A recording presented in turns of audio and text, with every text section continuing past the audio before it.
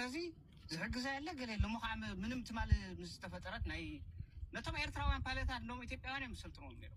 ኣብ ኢትዮጵያ ኮን ደብረ ዘይት ኮን ምስልጥኑ ነው ተምና መጀመሪያ መቀለ ዝደዶ እኮ ደብረ ዘይት ይሰልጥኑ አዲስ አበባ ይሰልጥኑ ስለዚህ ምንም ናይ ሚሊታሪ ባክግራውንድ ናይ ፓይለት ዘይብላስ ናን ምባልሲ ካብ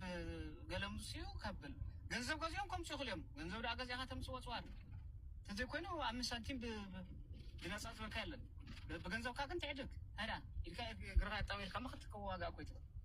ገንዘብ ካው በፓርላማ ኢልካ ውጭስ እዚኮ አይፈረካ ኮይ ዝግቦ ከም ኢሳያስ ሓደ ሰብ አይኮነን ዝውስን ፓርላማ ይዝውስን ፓርላማ ናይታ ሀገር ሪፕሬዘንታቲቭ ይዝውስኑ ንሱ ዘጽድቆ ያኻ ፕራይም ሚኒስተር ዲክሌር ዝገብ ኣብ ኢሳያስ ግን ኣብ ኤርትራ ግን ሓደ ሰብ አይ ቦይኒ ውስን ሕጊውን زعيم برلمان يقول اللي كو حفركا يزغبا البرلمان ويوسن بين ما هوسنا ياخذ نعمل تعاتاتنا تكللو برلمان يوسنو يصدقو بماجوريتي بدحريو تو ناي وتادراو مرحون سلازو كونت برايم مينستر بيزد اون تناي برلمان تايزبال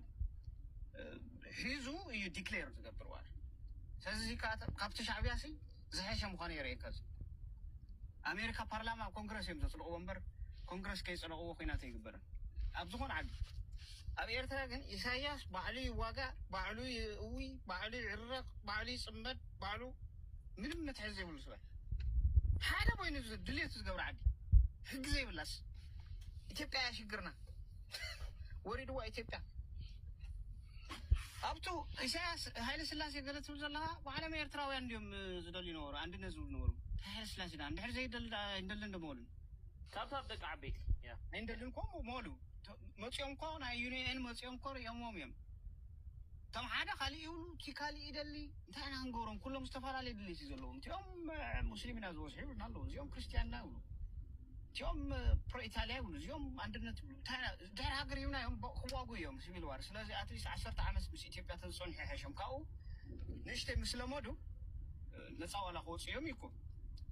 ካውት ማጆሪቲ ብስሩን ኮንፌደሬሽን እንደውም አውሮፓውያን አዚዮም ዩኤን ኮንፌደሬሽን ዝብል አይዲያ ምጽዮም ወንበር تزبزح بقى إثيوبيا وإن عندنا ثلاث كونفدريشن حدا ينال يوصل that's a fact ذيك بعلو تيرترا يوصلوا زوات وصل الفلت كاو إثيوبيا هم زجيراتنا ما راحت اليوم مع تيرترا وعندهم تايدهم زبعت عندنا براحتي تايدهم نايل سلاسي بعلم إيرترا وعندهم كنا دبلوماسي صرح لنا